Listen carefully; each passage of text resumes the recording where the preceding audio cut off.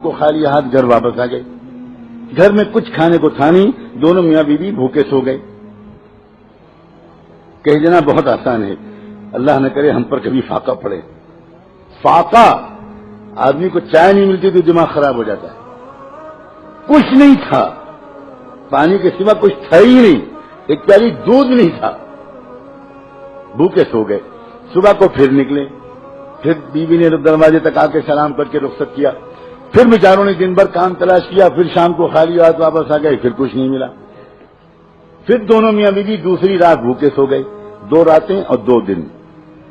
اب تیسرے دن صبح کو پھر بیوی نے دروازے پر رخصت کیا, وہی سنت کے مطابق مسکراتے ہوئے سلام کر کے. اب وہ شوہر نکلے, لیکن جب چند قدم شوہر چل کے باہر گئے تو بیوی کو کچھ یاد آیا. انہوں نے واپس بلایا, کہا ذرا 1 منٹ میری بات سنیے گا, ایک بات بھول گئی تھی کہنا. وہ واپس آئے. اب جب یہ واپس آئے تو اس بیوی نے کیا کہا اپنے شوہر سے؟ اپنے بیوی نے شوہر سے یہ کہا کہ میں آپ سے یہ کہنا بھول گئی تھی, اس لیے آپ کو واپس بلایا کہ 2 راتیں 2 دن تو ہو چکے ہیں, دونوں فاقے سے ہیں. میری محبت کی وجہ سے آج اگر آپ کو کوئی کام نہ ملے تو کہیں میری محبت کی وجہ سے آپ کوئی حرام لقمہ لے کر مت آئیے گا.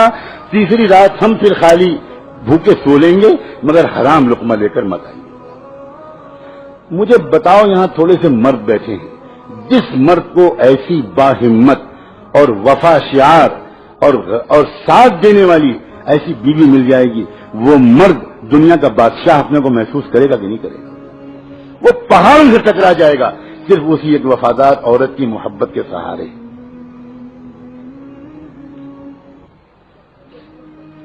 آج تو خوش کرتے کرتے مردوں کی جان نکلی جا رہی, کمر ٹیڑھی ہوئی جا رہی, اوور ٹائم کر رہے ہیں, نمازیں چھوڑ رہے ہیں, پھر بھی بیوی خوش نہیں ہوتی اور مرد پریشان رہتا ہے کہ میں کیسے خوش رکھوں, کروں کیا؟ گھر کے اندر کے سکون کا سرچشمہ وہ عورتیں ہوا کرتی تھی جو یہ کہتی تھی کہ آپ کی صحت مجھے عزیز ہے, آپ زیادہ محنت مت کیجیے, میں چٹائی پر سو لوں گی, پنکھا جھل جھل کے اپنی گرمی کو برداشت کر لوں گی, مگر خدا کے لیے اپنی صحت مت خراب کیجیے.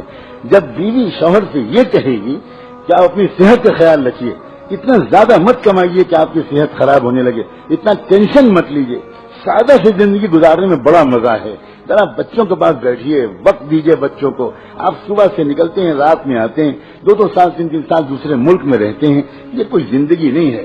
میں اس طرح کی زندگی گزارنا نہیں چاہتی. جو عورت اس طرح کی بات اپنے شوہر سے کہے گی, آپ بتاؤ اس گھر میں سکون کی جنت ہوگی کہ نہیں؟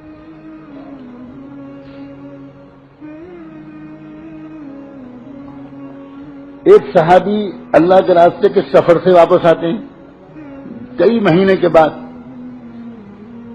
اب آدمی اپنے گھر واپس آتا ہے, تمنائیں لے کر آتا ہے, ارمان لے کر آتا ہے, خواہشات لے کر آتا ہے, نئے طرح طرح کے خوبصورت خیالات اس کے دل میں ہوتے ہیں. اب وہ آیا گھر میں, بیوی نے خوب اچھا استقبال کیا, خوشیوں کے سارے سامان فراہم کیے, بہت اچھی رات گزری, بہت پیار بھری رات گزری.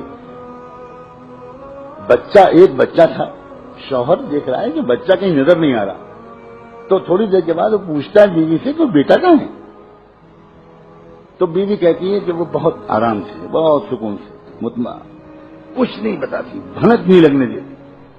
جب رات پوری گزر جاتی ہے پیار بھری, صبح کو بیوی اپنے شوہر سے ایک بات پوچھتی ہے, ایک مسئلہ بتائیے, آپ کے پاس کوئی امانت کسی نے رکھائی ہو اور وہ امانت واپس مانگے تو آپ بتائیے کیا کرنا چاہیے؟ تو وہ کہنے لگے یہ کوئی مسئلہ پوچھنے کا ہے, امانت تو ہوتی ہے اس لیے کہ واپس کرنی چاہیے, فوراً واپس کرنا چاہیے, اور واپس مانگنے پر کوئی برا نہیں ماننا چاہیے. تو کہنے لگے بس یہی قصہ ہے, اللہ نے مجھ کو اور آپ کو جو بیٹا دیا تھا امانت کے طور پر, وہ آپ سفر پر تھے, اس کا انتقال ہو گیا, اللہ نے وہ امانت واپس لے لی. میں رات آپ کو بتا دیتی میرے سرتاج, تو آپ کی رات خوشیوں بھری نہ گزرتی.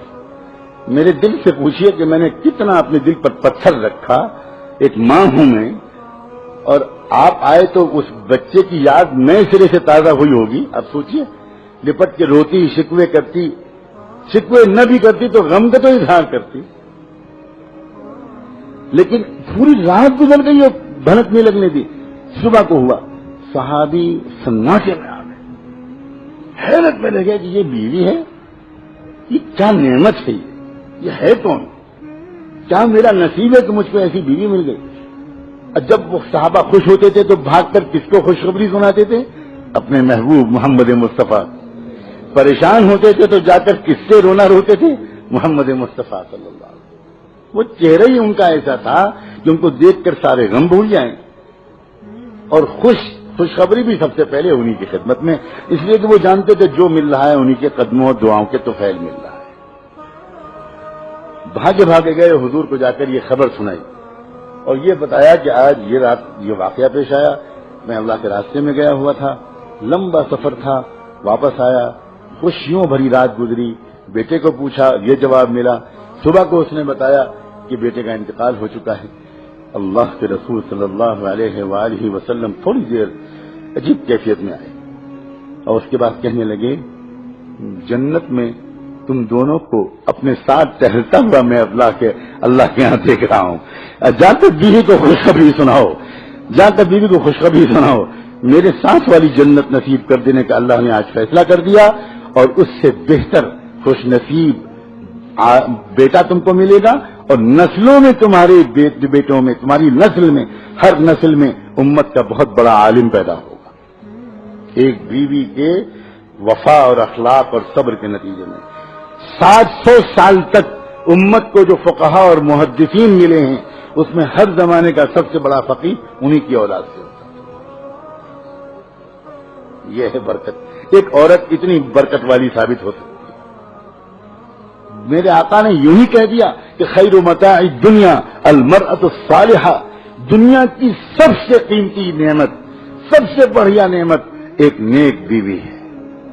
حضور فرما رہے ہیں المرأة الصالحہ. اور تو آپ اتنی اہم مخلوق ہو، نہ مردوں نے آپ کو پہچانا نہ آپ نے خود اپنے کو پہچانا. سچی بات ہے. مردوں نے بھی آپ کو کس نگاہ سے دیکھا؟